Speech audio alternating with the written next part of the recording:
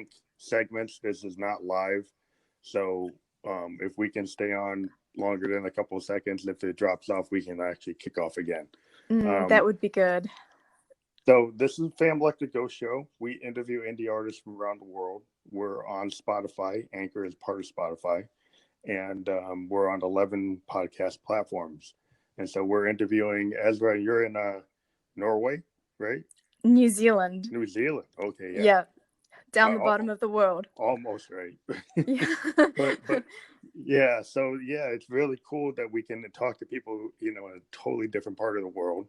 And we sent you the questions, so we'll start into it. Typically, when we talk to musicians, we ask them, like, when did you first get into music? At what age? Yeah. Well, I've always been drawn to music, so it's really been a part of me as far back as I can remember, and it's been a case of just expressing myself, like finding the confidence to actually pick up an instrument, pick up a guitar, sing into a mic, record, and that's just been a process that I've kind of been on the last few years. So, but I've been drawn to it from when I was young, and I've been writing and singing. So yeah, I find that with me, it's kind of like a story that keeps opening up within my heart.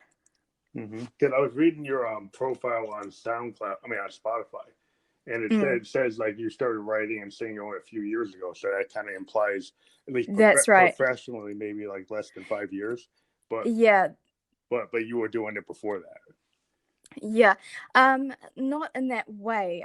I created my first single, "A Sweet Whisper," in 2017. That was essentially when I started creating music holistically, like from a recording perspective. But I think I've been always playing with melody and writing even stories and characters and lyrics since I was a little girl.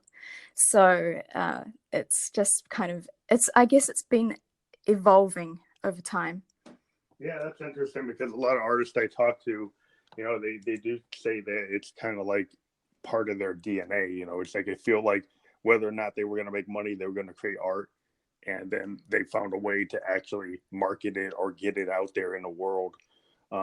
So you've been working on music, ever since you were young, and now you've got it out there on Spotify. You got it out there on all the other platforms. Yeah. Yeah. So like one of the questions, like, when do you realize you had a talent for music and that you actually could write? Because there's a difference. Like, there are people who are, musicians, but they never actually write their own material. They'll play other people's material. So when did you decide that, like, you had a voice, you had something to say with your instruments that you felt you could actually, move in this direction? Yeah, well, because I've always written melodies and stories in my head, like as long as I can remember, because I was raised as an only child. I was also like a really lonely child. And during my parents' breakup and divorce, I almost used my melodies and my stories to kind of keep me company and like to find solace in them.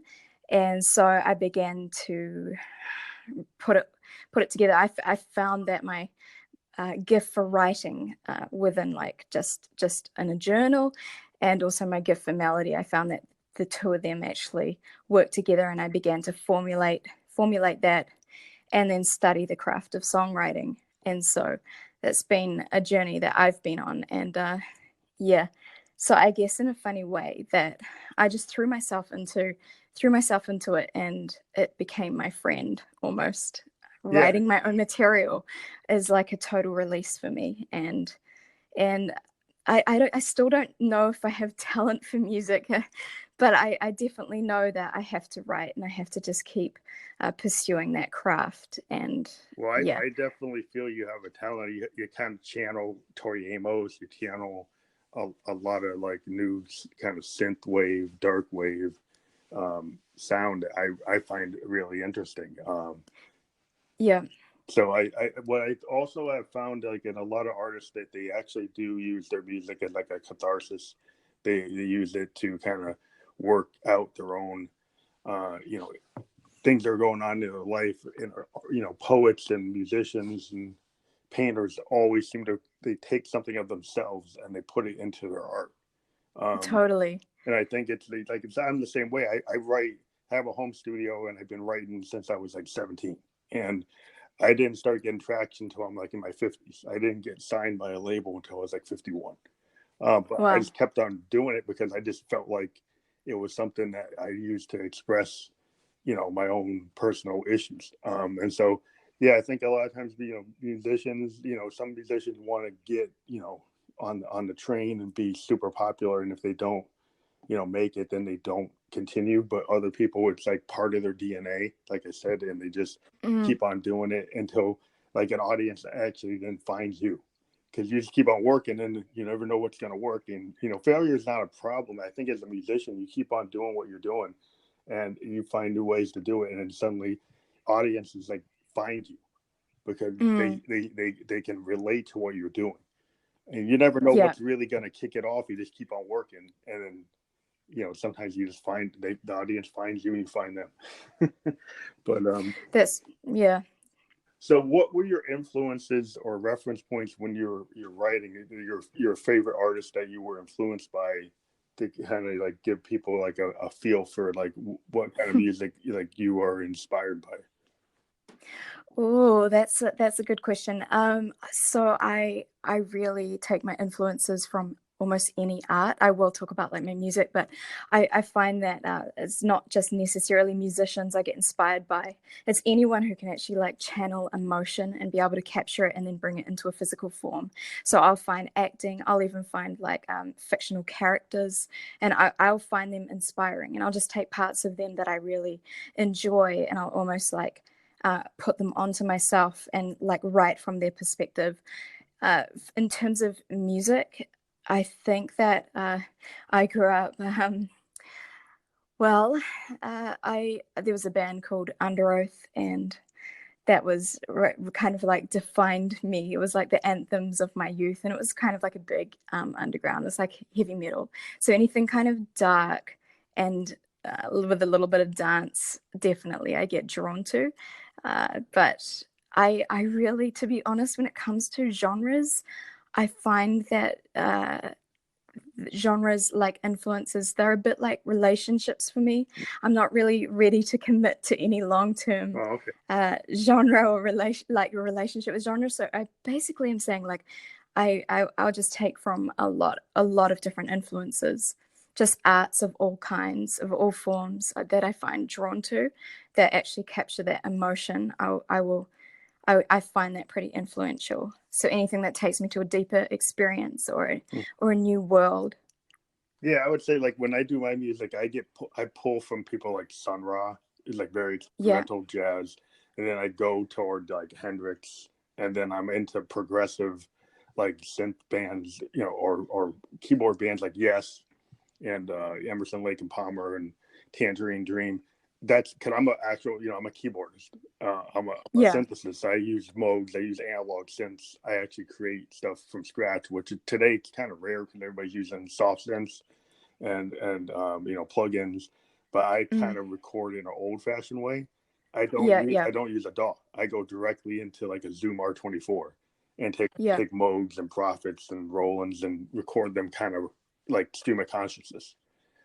yeah, And it's just a different way of working because people are always like, where are your MIDI information? I'm like, well, I just have like overdubs on top of overdubs on tracks, mm, which are stems, and I can pull them out, but there's no MIDI because I'm not running that way. Um, but I think everybody records in different ways. Everybody's influenced by different things. But you're a musician. You play piano and guitar, or do you do everything like in a DAW? mm.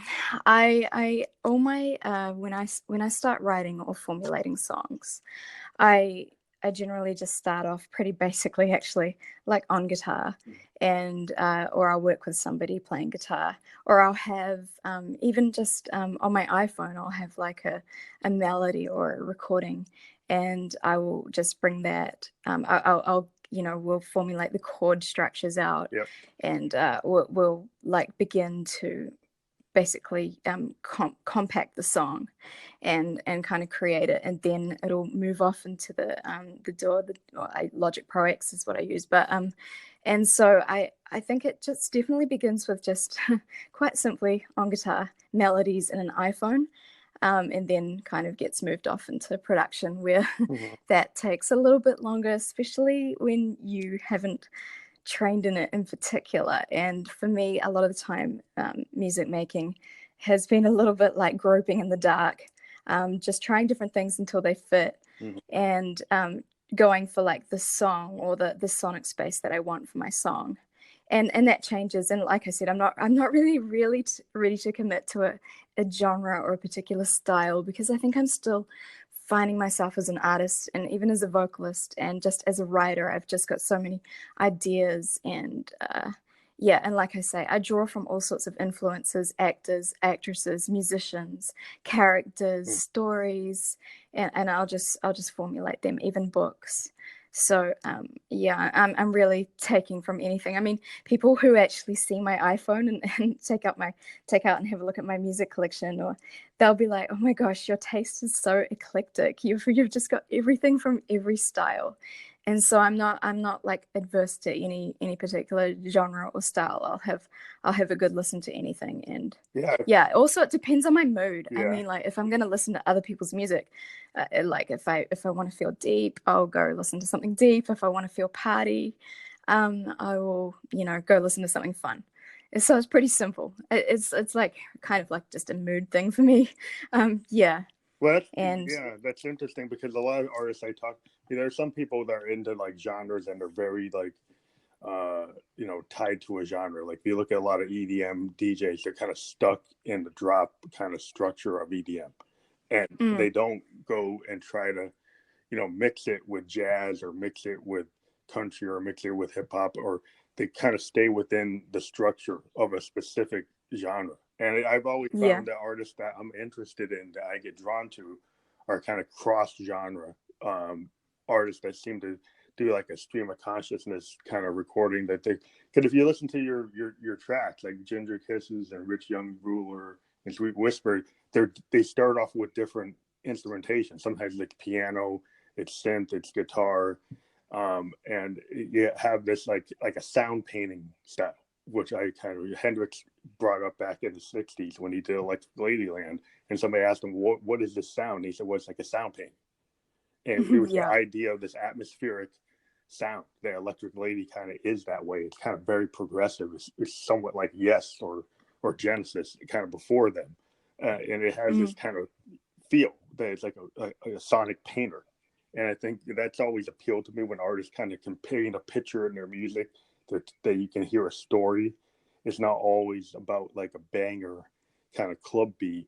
It's more like when you go slower in your beats per minute, and you kind of let people kind of get drawn in that's what you have, that craft, which I always enjoy. I like the way you construct your songs. So you are doing a really great job at that. So I appreciate it. Yeah, thank you. So yeah, I was just going to say, it's interesting that the way you say painting a picture, I just totally believe that with lyrics as well. And if that is your thing in terms of songwriting craft, painting picture and just kind of pinning a story, or like and nailing that as a craft is definitely something I'm interested in too. So I'm always developing that side of painting a picture sonically but lyrically. Yeah, I've always been drawn to like Springsteen and Dylan in terms of their song craft. Those, some people today might not be into those artists, but they tell stories at like an unbelievable level. Even like a guy like Johnny Cash, they tell stories, and that's like the art of songcraft is.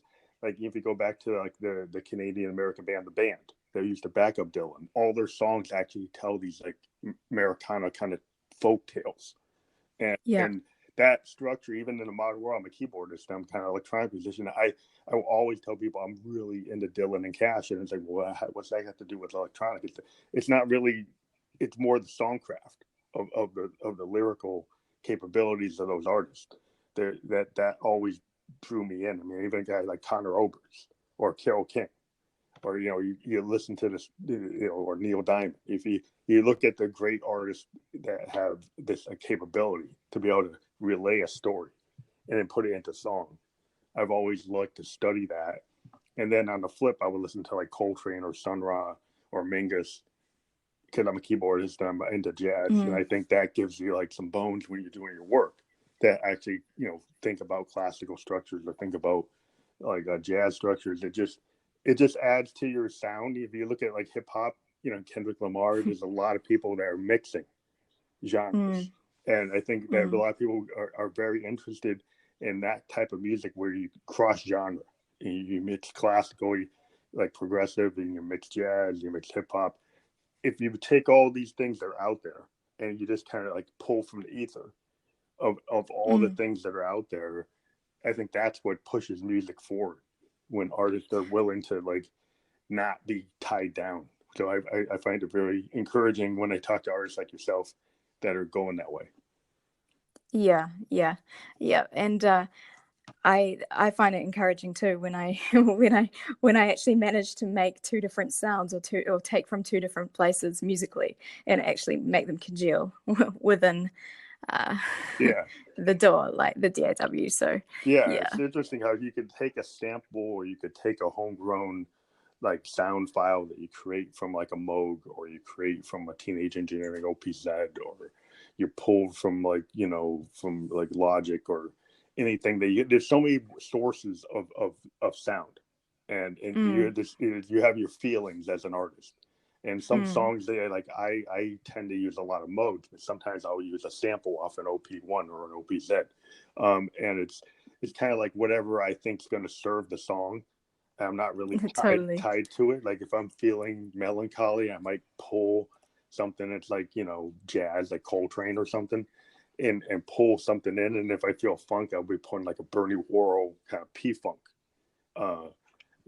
So I'll just pull from different places, depending on what I feel like. And I think that's kind of that. I don't know, that's how I operate. But I do see there's a lot of musicians that have that kind of feel that can't really describe everything they're doing, because they kind of just pull from the muse at the moment. Yeah. So it sounds like you're the kind of person that does pull from the muse, and you're kind of open to wherever the song's going to serve the song. Yeah, I think so. I think it's like, I think part of writing is definitely, I find creating personally quite a spiritual experience. And so it is that muse, that time. I mean, I will go away and actually like, knock it out seriously. But I will also it is sort of spiritual for me. It's like a place of where I just let it hang out, or find myself and refine it later. I always think, okay, just let it all out, even if it's a bit messy to begin with. If it sounds stupid, just let it out, and we can refine it. We can work with it later on. Like I'll get it better. Now the question, So, I had a question, because I've talked to artists sometimes. Like if you're a perfectionist type of artist, some artists will do like 20 takes, 50 takes, 100 takes or something. But what I've found is that if you talk to a lot of artists, and they get honest about when they're doing the work, they'll say like it's the first couple of takes that actually have the most honest version of the song. yeah. And so sometimes you try to, sometimes you got to fix it to the issues, with timing or the structure or the quality. But sometimes there are situations where I've talked to artists, and it's like, yeah, the vocal from like the second take is like the best one. And Yeah. even it might technically have not be the best mic or the best mix. It just captured, and I can't recreate it, so I'm going to use it. Yeah. Have you found yourself like where the original track, you keep on going over it, but the original version of your song, the first stages of it, are like the better version? Yeah, well, I think whenever you listen back to takes, you're listening for emotion. And so it'll be whatever's the most emotional. I've got a new song coming out soon. And the whole intro of it is actually done on my live mic. And I just stood there, and had this moment of inspiration and I sang it out, and it was so good. We just worked with it. It's not the best quality, but we've got different microphones in this song. It's like five minutes, and so there's different textures, and so the first opening is actually just not even a proper like, I mean, it's decent, but it's just Yeah. Yeah. and it's an example of capturing it at that time, going, okay, that was the most emotional, and that was that had something special about it. And so you're right, it's looking for that emotion, uh, the special vocal, which I'm getting better at, because when I first started, it was like a little bit difficult to know how that all worked, and so I was a little bit more like, oh no, I want to try again, but nowadays I'm just like, oh well, like just give me 5 or 6 takes, and we'll see how we go from that. Yeah. And we'll just look for the best. And also too, because if it people who know what it's like once you start getting into vocal processing and all of that sort of thing, you just kind of want to get that done quite quickly. And so yeah, for me it really is just what's the special vocal, what carries the story. And yeah. Now, I wondered, like a lot of artists sometimes, like when they get into their singing voice, it's actually kind of like an actor. It's like a character. It's actually maybe not exactly who they are as a person, but it's like they've created like a character that is their stage persona. And it kind of examples, you go back to like Bowie, like Ziggy Stardust or Aladdin fame, and how he would go into character. Like when Bowie first came out as just David Jones, it didn't work. But when he created Ziggy, it worked. And then he kind of was like a method actor. He got into Ziggy like it was a real person. And when he did, and then Prince used to get into these modes also. Like he would create characters for each album. And then he would kind of come at it from a different character. So the kid from Purple Rain is different than the character he ran in like Love Sexy or Sign of the Times. And so a lot of artists will kind of create this kind of serve their art. Do you find that you actually are you doing in your work as like it's you as you're not projecting another character into your music, or is it actually just straight your own personality? I think it's a little bit of mixture of both. I think that I like to play with character, and but I also think there's a part of me as well. I honestly don't think you can separate it entirely, but I do think that I mean, I find what that is definitely something that I'm working on and discovering. Yeah, I found that sometimes artists do it to kind of protect themselves in a way, so that they create this kind of persona that's not exactly them, but it has pieces of it, and it takes the personal like pain or happiness or whatever mood you're in, but then kind of channels it through this like kind of hyper character that's not exaggerated or change or different version of yourself.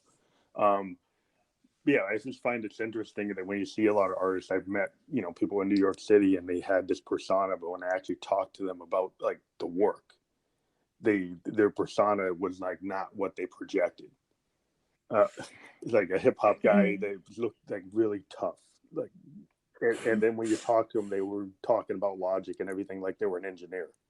And then I'm like, wow, that's not who I thought this person was, but that's what they project. And so it's like a lot of times in hip hop, there's a lot of projection of like an acting going on. But that's not exactly who they are. But yeah, it happens in all genres, but I just think it's. I think it's what makes it interesting for the people, like if you were just plain vanilla and straight up all the time, perhaps there's no mystery about you. And so I think that like all of us have layers, and we're all we all have these different aspects or different masks of who we are. And so that's the holisticness of life and how we are layered people. And I'll choose whatever I want to put on like that mask for the day, in a sense of creating a story or music, and I will go with that. Like, yeah, I don't think you can call any human just a single facet. We're so multifaceted. Yeah, everybody So wears a certain mask, you know, even when they're doing their normal day-to-day job. yeah, that's right. That's right. And so I think if you can be, it's a really interesting being transparent. If you can be transparent, but at the same time be interesting. And a lot of people say to me, I get this quite a bit, that they think I'm quite a mysterious person. And so I don't intentionally go out of my way to make myself mysterious.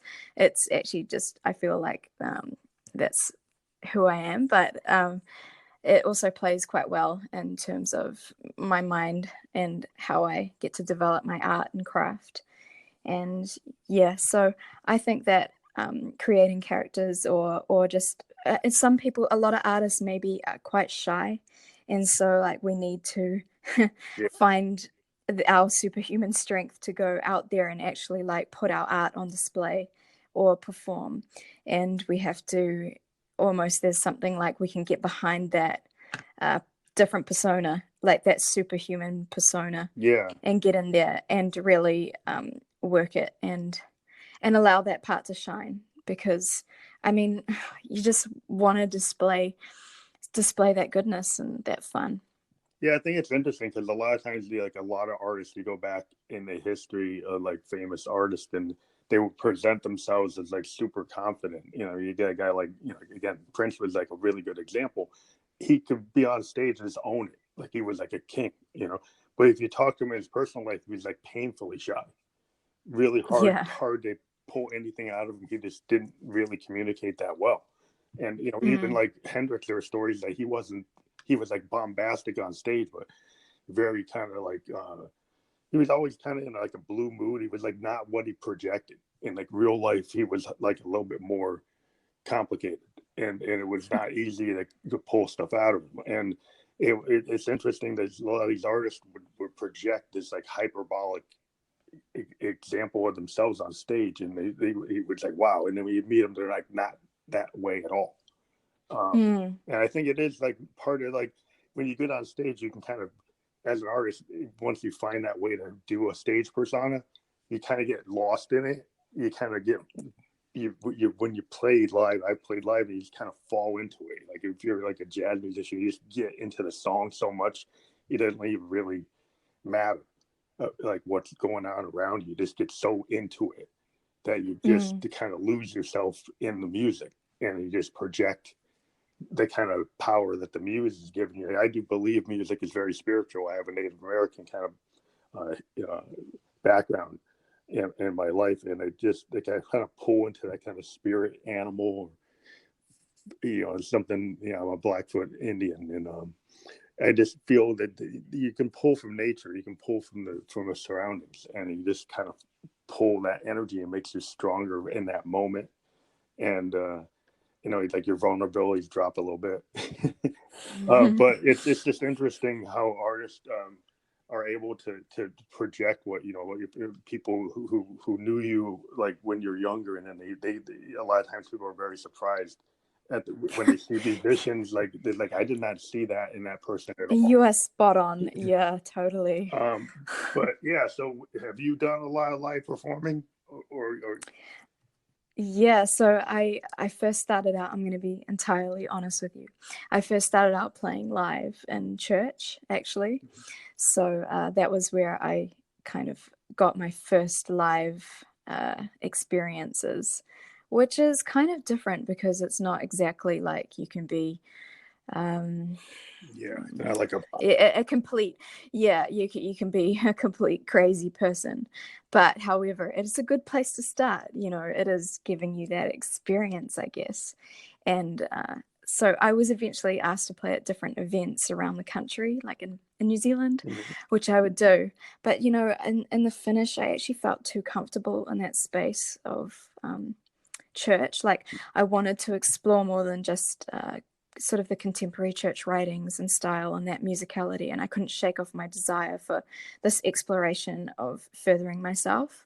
So I think that's what I'm doing now in terms of live. I've done like outside of church. I've done a couple of events, but as you know, with my songs, I've only got like 2 or 3 out there. Mm-hmm. However, I am sitting on a bunch of songs that I haven't released yet, and I'm like currently planning an overseas tour for later next year. Awesome. I kind of can't talk about that right now, but that is what I'm planning. And so yeah, it's just playing live, I think, is how do I describe it? I think it's like the ultimate expression of how you get. I mean, I started out live. I didn't start out recording. That's a And good so place to start. that's I think as a singer and a musician, it's good to actually have that kind of experience, because that's where you always want to end up. You know, every YouTube star or like social media star eventually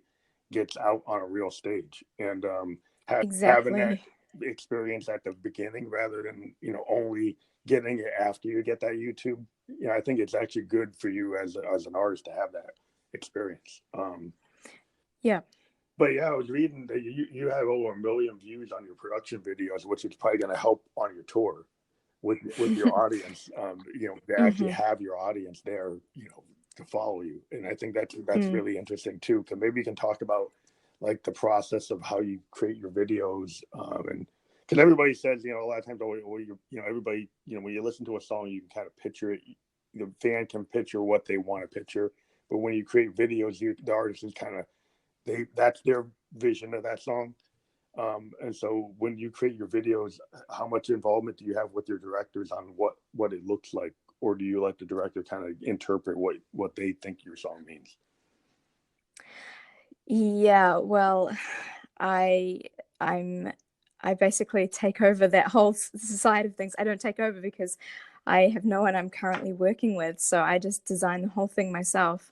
And I would love to eventually work with a director in New Zealand or overseas in terms of like my music videos. But like for the one I've just did a few weeks ago that like currently editing now, it was just simply like an idea, and it was like, okay, I don't really know what I'm doing, but I'm gonna have fun with this. Mm-hmm. And totally just yeah, kind of.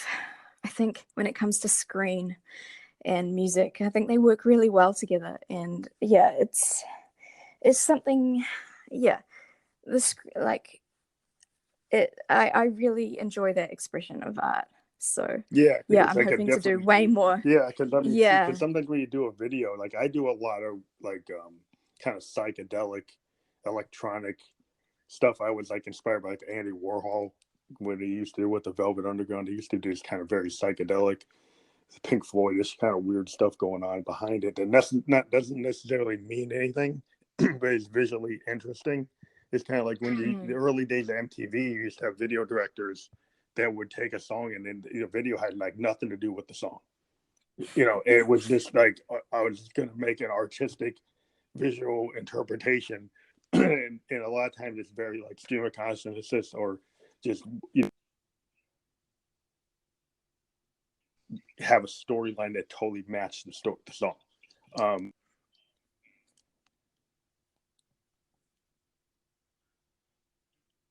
like it's more like a sound painting again. Like, so I'll write a sound painting and it has a meaning, but the video doesn't necessarily follow that. It just might be visually interesting or strange or something I found that I think works with it. Interpret it however they want. So you try to follow the storyline or your lyrics, or do you kind of take liberties with the.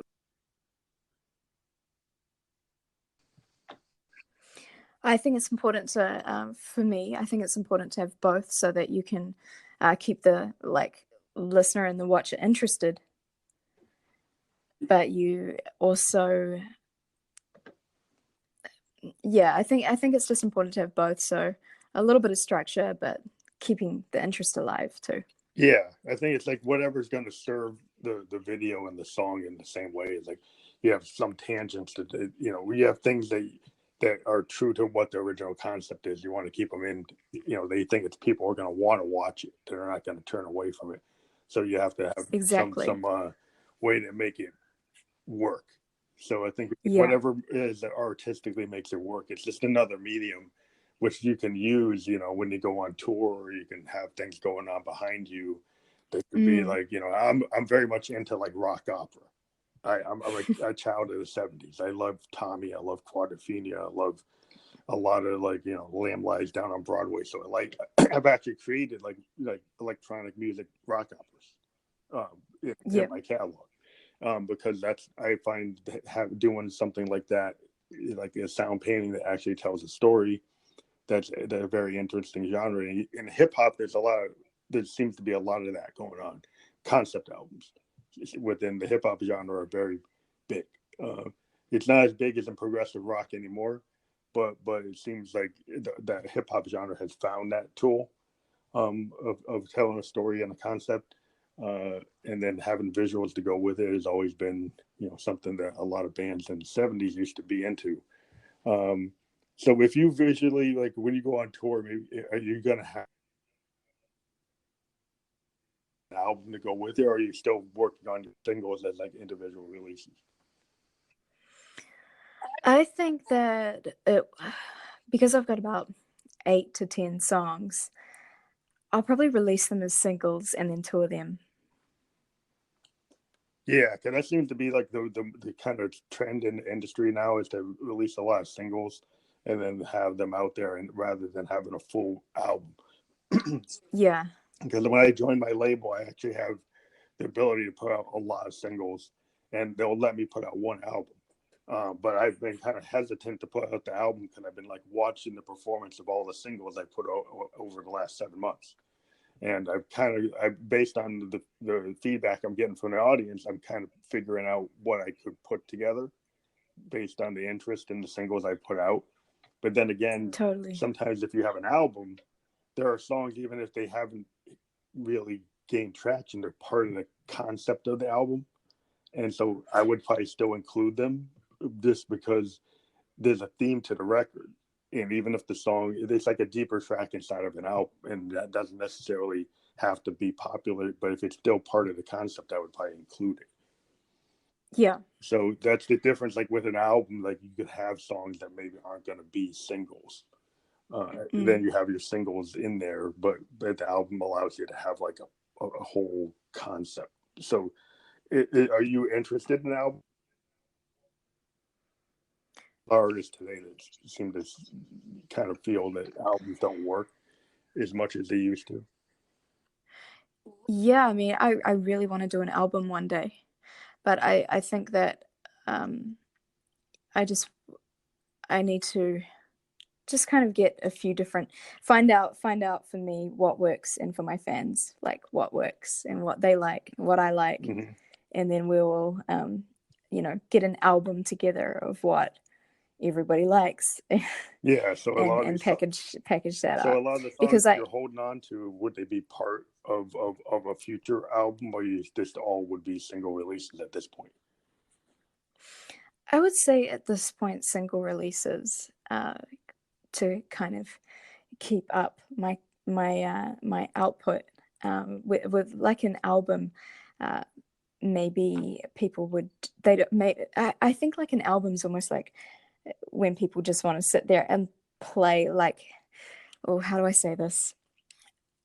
I think really established artists do well with albums, where there's been like actually real thought and kind of like the golden thread running through it, and where you can actually sit there and listen from start to finish, go, man, that was a cool album. Yeah. Like I really like that, and you can't wait for the next, I don't know how many years or next year or whatever, when they put out a new album, and it's just there to sit there and just, there's only some artists I find that I can actually sit there and listen to their whole album.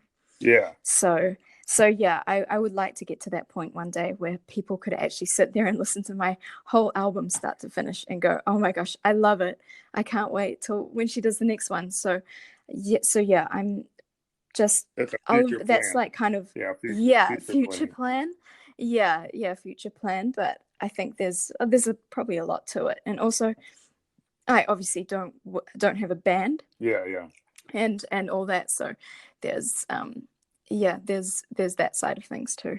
So yeah. Yeah, I mean, I used to be in bands a long time ago, and then I became like the single artist, and I kind of like do everything.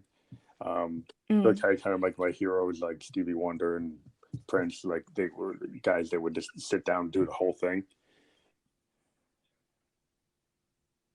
So we had guitar players and drummers I've worked with. If I go on tour, I go with them. But yeah, it's interesting, today what you can do, because if you're in a home studio and you're like, I'm just going to put the effort in, I'm going to play every instrument, I'm going to do everything, you can. And if you have a vision and, dedication to do it, but there's always like, the issue where like a real drummer is going to probably play better than anything you can do. A better guitar player than yourself could always do better. And so, there's always that kind of feel like, well, I could get a band bring in. But then also there's kind of like the intimacy of being a singer songwriter. And even if you're not the best player on everything, if you play everything, it kind of has this feel of a singer Mm. songwriter that it doesn't feel like anything else. So then that in itself becomes the attraction of the music, because it's kind of this singular creation, which is interesting because then you can actually put material out in that way. And it's kind of how I got signed because they liked what I was doing in that way. But to be a live performer, you usually have to have like a backup band, unless you're running like a DJ, then you don't. But yeah, there's a kind of merging of different things where you, as a singular artist, you can come out as an electronic musician, like with a Euro rack, and be very experimental by yourself with the big Mm. stack like a Keith Emerson and just kind of run it. Um, it is There's a lot of different ways to do things today where the technology allows you to present yourself if you want to, um, in that way. So it's interesting. So that you're going to have this tour that's very exciting. Do you think you'll end up in North America, or will you primarily stay in your neck of the woods? Uh, my plan is definitely to get to North America, um, but I have a few places that I plan to go first. And for New Zealanders playing in your country, we, if we want to uh, sort of play and make it worth our while, we have to have like a particular visa. I don't know. Okay. Yeah, you can't like kind of count. Like I don't trust myself with this information, but Yeah. yeah. But I think that I will have favor, and yeah, I will. I'll get there, Yeah, that'd be and cool. Yeah, because I mean, I'm yeah. really into. I love, the whole point of my show is I'm a music fan and a musician, and like you, I listen to everything, and Mm.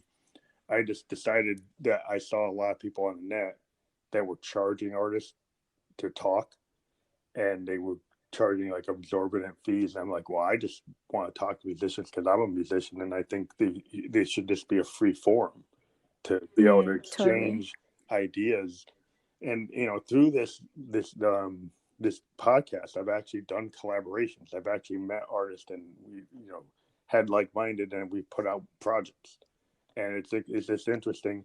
And I like to push other people's projects and just get people to understand there's this whole area of music, like in this underground of indie artists that are on platforms like Instagram and Facebook and YouTube that I think should get attention. That I grew up with MTV when they actually used to, run college radio bands and actually show videos for these bands. Wow. So they actually the indie scene was really being pushed at a high level, and then Yeah. and they used to interview bands that weren't in the top 10. They were more at the bottom 100. Um, and so that always inspired me to, 'cause I had this punk aesthetic when I was young. I used to listen to bands like Who's to Do and the Replacements and Bauhaus, and like a lot of bands that weren't super big but like critically acclaimed and had a lot of good ideas. And it was just interesting when I was young. I could see these bands on MTV, I would see the replacements. I see who's to do. I see the talking heads. And now you don't really get to see that. You see it on YouTube. You see it on SoundCloud. You see all these different other services. But I just wanted to be able to give artists a way to be able to express themselves and talk about their music in a kind of free form. So that's why I started doing this. But Yeah, that's really cool. so you've already answered the question that you have like you cross genre already. You already work with, you're not stuck to any particular genre. But have you thought about collaborating with people from different genres on your projects? Definitely. I think with Instagram, a lot of the collaboration requests just came flying in at an alarming rate for me. Yeah, that's the one cool thing about the platform. You do maybe get more than what you want. Yeah, that totally. And so I find for me, I'm just looking at like people that obviously the music interests me, and that I think just it'll be fun to do, because like, and if we can create something that we both like, and that's cool. And yeah, depending on their setup too. And yeah, and like I just want to work with people almost better than me. Yeah, so I'm so I can learn and grow. And that's kind of my thing, is like, if okay, are you better than me? Awesome, we can do this. Yeah, so Well, that's cool. Yeah, yeah. I mean, it's interesting how you can collaborate with folks. I did a long distance collaboration with a woman who was an actress in Los Angeles. And she was doing like EDM on the side, and we put out an album. And everything was just, we had Skype sessions where we talked, and we just send files through Google Drive. She would put it into FL Studio, and I put it into my Zoom, and we'd have meetings about sending vocals, sending bass lines, sending stems, and it was just really interesting that we never physically met, and everything was just done that way. And it's like it allows you to work with people. I worked with like Jen Eagle in Denmark on a track, and we never met. We just exchanged files. So I mean, it's so open now that you don't actually have to go to Sunset Studios or go to Sound City. You don't have to go to like a big like studio in New York City to actually work with somebody. You can actually, set it up and actually do it. A lot quicker than you would have thought. Yeah, I think that's where home studios have really kind of taken off too, just that you can actually go away, you can work on your material, and then you can send it to different people like in the industry. Yeah. And yeah, and I think that the thing with social media is, I do get a lot of collaboration requests. I'm open to that, and I will go through, they'll send me their material, and I'll go through and have a listen, and we'll connect, and yeah, I like it because I mean, everybody who I've worked with and I've met have basically come through that form, and I think it's fun, and there's this kind of community that gets built, and we get to help each other out and enjoy each other, and that for me is like really exciting. So yeah, and they kind of keep up to date with what I'm doing, and vice versa. And yeah, so it's like growing that community, and of musician, different industry people, whatever your kind of producers, mixers, whatever your thing is. So yeah. So it's really interesting, because the arrangement I have with my label, that the recording engineers take my stuff and then they engineer it and then they send it back to me, and they have like an art program where they work. I actually create a lot of the art for my covers for my releases, but then they do the logos and stuff, and we kind of go back and forth on what it looks like. But it's all on the net. I've never actually gone to my label's office in New York. Even though New York's not that far from where I am in New Hampshire, I haven't had to go. Mm. And it's just interesting today that in this world that you could actually like never set foot into your label's office and still be putting stuff out. um, Yeah. but yeah, it's just the current state of the music industry though is interesting. I think the social media allows like a lot of people to get through the gate that back in the 70s and the 60s, like the labels kind of controlled who would actually even get out into the world. But now there's like so many artists that can get out there, but whether or not you can get traction, and then also like how the streaming services pay artists is like up in question with some artists thinking that we're not really getting the compensation we deserve. So what are your thoughts about like how music is distributed and what's going on in the industry? Yeah, I mean, I don't do music for the money. Like I have different sources of that. So I guess I'm not super pressurized in that area as some artists are, which I understand them. I mean, I think that it's really cool that I can find new people all through these different ways. Like you say, it's just opened up to so many different people, and I get to meet people from America and like just all over the world, and that's for me it's just like really mind-blowing, especially because I'm in New Zealand, and you know we're only a country of so many people, like 4 million people, as opposed to your country, and so there's just so much more opportunity in that sense to meet more people and find people, you know, somebody's going to like what you do, so it's a matter of finding that. And then for me with streams, it's obviously big streams. You just need big numbers eventually. So I like I'm not there yet, but obviously the people in the top 10 would know that, you know, finally they supposed to start making money on streams and tours and all of that. But for the littler people, yeah, I think it could be difficult for them. Yeah, what I found with those smaller indie bands, they're like less than 100,000 like streams or views on any of the platforms like SoundCloud. Uh, the issue is that the only way you make money is actually like selling merch. Like if you Yeah, sell yeah. like a T-shirt or you sell a button or you sell a poster or you sell like a vinyl version of your album that you self-produced and made 1,000 copies, you'll make more than what Spotify will send you. Mm, And that's how you actually make your money. The yeah. Spotify becomes more like the radio.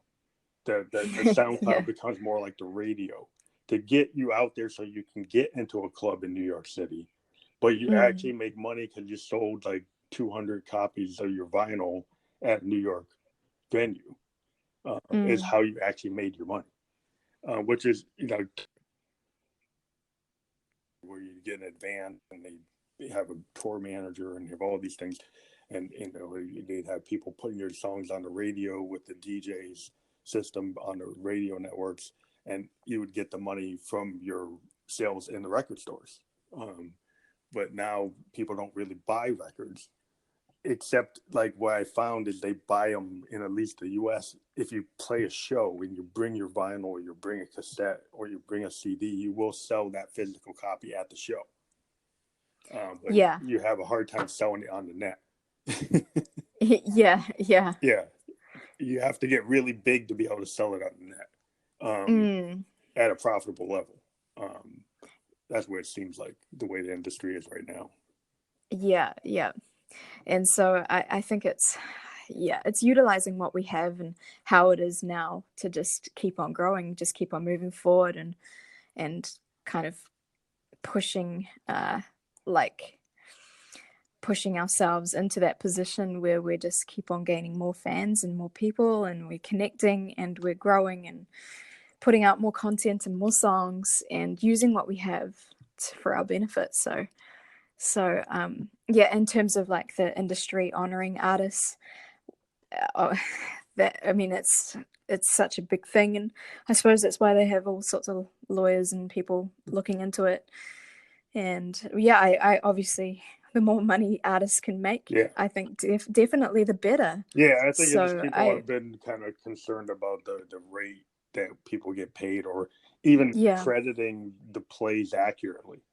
Yeah. There's an artist that Yeah. if you Yeah. get with your publisher, and then you get, somebody checking what these streaming services are saying they're running, versus if you have like your publisher that goes out and checks. Sometimes there's like big discrepancies, which have caused people to be kind of concerned Mm, about what's actually going on. Um, but that gets into the mechanics and the politics and whatever of the day to mm. day. But yeah, artist rights are always important. Like you right to your material to make sure people are not abusing your music, and not. I think at the end of the day, everybody wants to get paid for the work they do, and they don't Of course. necessarily want to Yeah. be rich, Yeah. but they don't want to have people like abusing their music and not paying for samples, or not paying for using your imagery or whatever. There's Yeah. always that stuff that gets complicated, and you don't want to spend time on stuff like that because you want to create art, but Mm. sometimes like you have to have certain level of awareness of that, or because they'll burn you. Yeah. Yeah. But Yeah. yeah, it's just interesting. So in terms of new material, I've seen your new release, with your latest release for 2019 is the song that we had talked about briefly. Hmm. But yeah, Rich Young Ruler in the radio edit, that's the latest track? Everybody, Yeah. That is the latest track. Yeah. yeah. So maybe talk about that, and then we'll probably kind of sign off, and then we'll talk about how this gets distributed. But yeah, maybe we could talk about like that release, and maybe the future releases that come out, or other songs going to be in that type of sound that you have for that song, or you indicated that you have a lot of different um, like styles, so that doesn't necessarily represent everything that would come out in 2019 is necessarily going to No. sound like that, right? Yeah, yeah, like this one that I'm like just in the middle of wrapping up. I've wrapped it. Actually, it's been finished for months, but I'm just doing the admin side at the moment. And so yeah, that is quite different. It's probably more like guitar based, and it's almost like I'm singing differently too. Mm-hmm. And so I'm looking forward to just having those contrasts, and as opposed to what I was doing in Rich Young Ruler, which was kind of more, I guess, a little bit more poppy or upbeat, while at the same time still being kind of dark and having those moments. So yeah, that's I'm looking forward to just growing my different displays of sounds. So Like somebody, I feel like yeah, but somebody's going to ask you like what genre you would put that song in. What would you say that is? Rich Young Ruler. Yeah. Yeah, okay. So I asked a lot of people that, and some people said straight down the line pop, and I was like, oh, I mean maybe, yeah, it could be, but I think that it could be alternative, maybe, if you were to Like indie, put it it could in be there. like indie pop, like a very, yeah, it's kind of like an indie pop, sound. But that kind of opens up to a lot. Alternative's kind of been overused. It's not exactly representative of what's going on today. Yeah, It's like more like you hear things like synth wave and psytrance and dark pop, and which kind of comes from this idea, Evanescence style kind of dark pop kind of focus. There's been a lot of work in that genre, which or dark wave, synth wave. People have been kind of saying different things, kind of coming up with new ideas. yeah. It's like a new perspective on it. I think like maybe I could just align myself with dark pop for that. Yeah, For now. yeah. I think Yeah. dark pop is getting bigger. I actually talked to a dark pop artist last week, and it seems to be kind of like Evanescence is getting more reference in terms of like where people are coming from, where everybody's coming from. But that's everybody. People understand that in the U.S. If you say dark pop, and what's that like? It's like Evanescence. They go, oh, okay, I understand that. But Yeah. yeah, it's just like I'm a synth wave, new romantic. Go back to bands like like New Order, Depeche Mode. You know, that's kind of like we're heavily synth focused. That's where I like live, where people are using Moogs and Prophets and Jupiter 8s, just the mechanics of it. But I love the sound of those analog polysynths. And that's kind of where I focus, because they just bring this kind of lavish sound. If you're trying to create sound paintings with synths, the analog polysynths from the 80s just have this sound that just layer you with this like overwhelming power. that I find digitals can do things that are cool, but the analog synths can just evoke like emotion like the way guitars can. And that's where I kind of lived, in that zone, you know, with bands like you know, they're probably the most. Churches is probably the band I appreciate a lot, because they do use to the Juno 106 with Roland's like old polysynth from the 80s. Yeah. But that, I like the way they structure, and then they have that kind of dark pop nature, because even though they sound kind of happy, the lyrics that come out of churches are not. But their new wave beats are it's kind of cool, because they have this new wave kind of like very charming, kind of uplifting beat, but the lyrics are kind of dark. So it's kind of this dichotomy of having like the synth wave, new wave sound with this dark lyrical content, which I think is interesting. I always find people use duality or dichotomy. I like that. I agree. Yeah, I agree. And like, I think it's like, this is completely off topic, but it's like a woman in a wedding dress. Sometimes she goes and takes pictures next to a wall of graffiti. Just to standpoint. Just yeah, the things you can do with Yeah. art, you can do this kind of duality, dichotomy, kind of yin yang thing, where you can show all this like layered stuff that's like, oh, that's a little more complicated than it seems, you know. Yeah. Or you're trying to evoke like some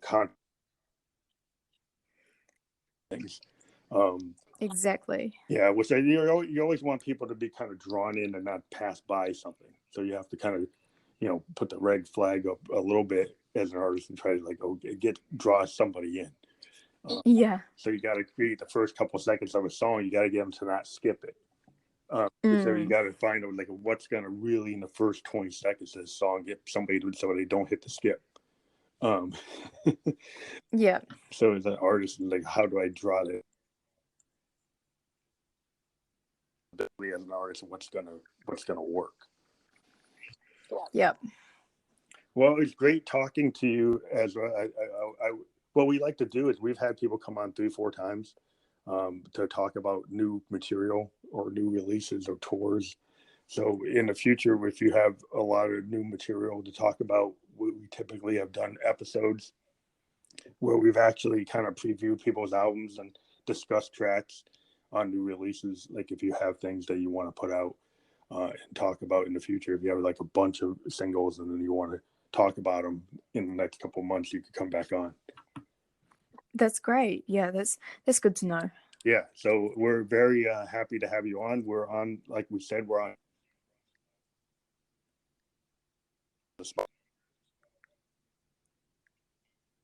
podcast platforms around the world, including Apple and Google and Radio Public, Stitcher, a bunch of other ones. So this will go out to all those platforms within the next hour or two, and we'll start to send you the links as they get published. Cool. And we will include your hyperlinks to your song link that you have on your Instagram, and we will include your Spotify link, and these are actually clickable on all of these platforms.